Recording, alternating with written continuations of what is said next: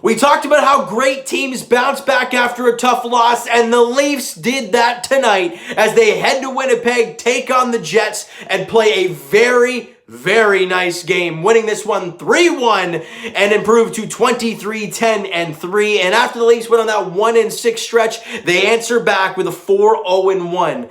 Over their last 5 games. They have been very good lately, and tonight was an example of the way the Leafs have to play if they want to go a long way in the playoffs. You get the early lead, you hold on, you play dump and chase, you clog up the neutral zone. When they get zone time, use your stick, because the Leafs are not physical teams, so you got to be able to use your stick, and they were great. They were getting in passing lanes, they were causing turnovers, they were doing so well tonight. They were forcing the pressure. I always say in my videos, you don't have to crush guys. You don't have to lay people out, but you got to be hard on the puck, and that is exactly what the Leafs did today. And even when the Jets were in their own end, there's one Leaf high, pressuring them, pressuring, causing a couple turnovers here and there. So a great job by the Leafs. First period, 4:40 in, Zach Hyman doing Zach Hyman things, gets the puck at the half boards and cuts right to the front of the net. He gets the backhand on goal, good save by Hellebuyck, but who's there to bang in the rebound?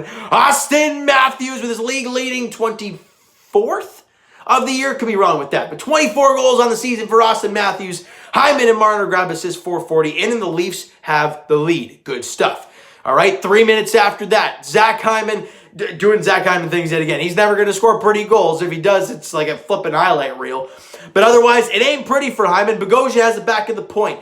He's calm, cool, and collected as he always is. Slides it into Mitch Marner about the top of the circle along the half boards. And he cuts to the front of the net, gets around the one defender, backhand pass to Auston Matthews at the side of the net, and he rings one off the post, but it goes off the glove of Hellebuyck behind him to Hyman, who's got a stick behind Hellebuyck, and he buries it. 10:47 in, and the Leafs now have a 2-0 lead midway through the first. Hyman, Matthews, and Marner connect on the goal, and they review it. And it seemed to me that Paul Maurice was sure that was going to be called back. And I thought to myself, I'm like, if they call this back, I'm going to lose my mind. And if any Jet fans are here saying, well, of course it was no goal, it was interference, you pushed him. The thing that I always think about, was there an ability for the goalie to make the save if he wasn't hit? The puck was behind Hellebuyck. He didn't know where it was. And the puck was on Hyman's stick. Where do you think it's going to go? The back of the cage. He had no idea where it was. So it's a good goal. They review it. It's a good goal, and the Leafs have a 2-0 lead. Good stuff. Go into the second period. On the penalty kill, right? You get a 4-minute penalty against TJ Brodie with the high stick. That's not what you want to see in that second period. You know, especially late in the period with under 5 to play. But Morrissey tries to keep the puck in the blue line. Mikheyev gets up to Alex Kerfoot, and he boogies on the breakaway and gets Hellebuyck kind of retreating to the back of his net. If you watch Hellebuyck, the way Kerfoot scored this goal, Hellebuck's right on the line. And Kerfoot just roofs it on him. Attaboy Kerfoot with the shorthanded marker, 16:40 in. Mikheyev and Riley grab assists on the shorthanded goal. And the Leafs cannot score a power play goal, but they can sure as hell score a shorty, apparently. Okay, 16:40 in, the Leafs got a 3-0 lead, but it was a 4-minute power play, so they still got a lot of power play time left. And literally 35 seconds after, was it 35? Yeah, 35 seconds after Kerfoot made it a 3-0 game. Who fires from the point? Josh Morrissey, a great screen in front from Paul Stastny to make it a 3-1 hockey game. But that goal happened with like 6 seconds left in that first power play, or I guess the first half of the power play. So the way it works, those 6 seconds come off and they still have a fresh 2 minutes. If that goal happened 6 seconds or after the first half of the power play expired, there would be no power play. But because it happened 6 seconds still left in the first half, they got the second half full. And I'm like, oh, this is not a good thing, especially late in the period. But the Leafs hold on to end the second period. They kill off the penalty. Big kill there in that second period. You go into the third, no scoring, and the Leafs just, like I said earlier, you clog up the neutral zone. You just do an incredible job, an absolutely incredible job clogging up the zone. And every time the Jets came in the zone, two things happened. One, everything was kept to the outside. That's one. The second thing was that every time they had some offensive zone time, every shot that they had was either a shot from the point or from a terrible angle.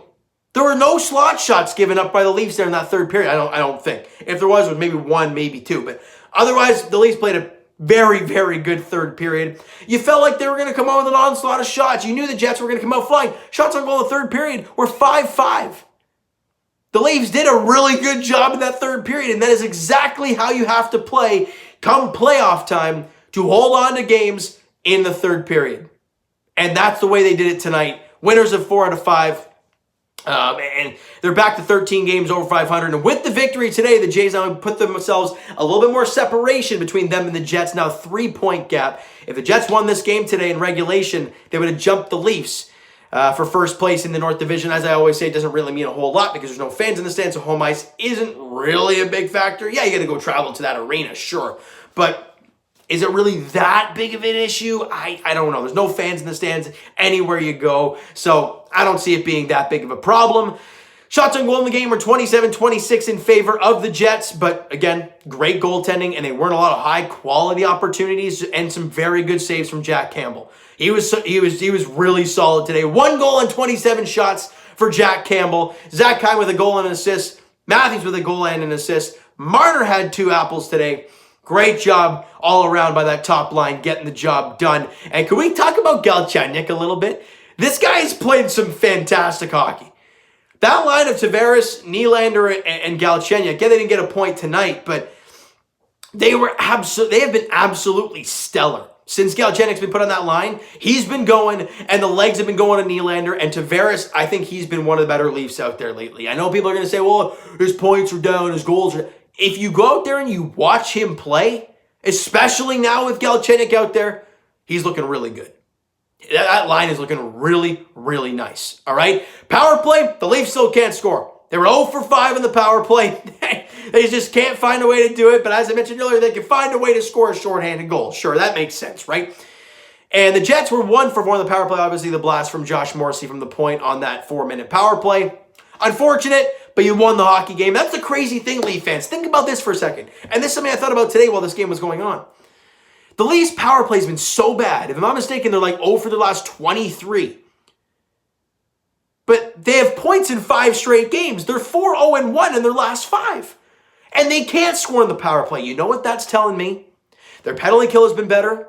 Their 5-on-5 play has been a lot better. Obviously, they haven't won a lot of regulation games lately. I think it's like their second regulation win in the last like 12 games or some stupid limit like that. But then again, you got to remember, they lost 6 of 7. So it's not that big of a problem. But the Leafs are playing some very good hockey. They played a fantastic game today against a really, really good team. Obviously, Blake Wheeler left the game early for the Jets. So that helped a little bit for the Buds. But we'll take it no matter what. The next game, it's against the Jets again. It's a Friday, 8 p.m. puck drop there against the Jets. It's going to be a tough one because you know they're going to come out with some fire. The Leafs find a way to win that game, guys. They have a 5-point lead over the Jets, which would be absolutely huge when it comes to the standings. As I mentioned, doesn't mean a whole lot in my opinion, but it would be nice no matter what. All right, 8 p.m. puck drop there at MTS Center on Friday night between the Jets and Leafs. Leafs looking for their, 5th win in their last 6 games, looking to continue the point streak.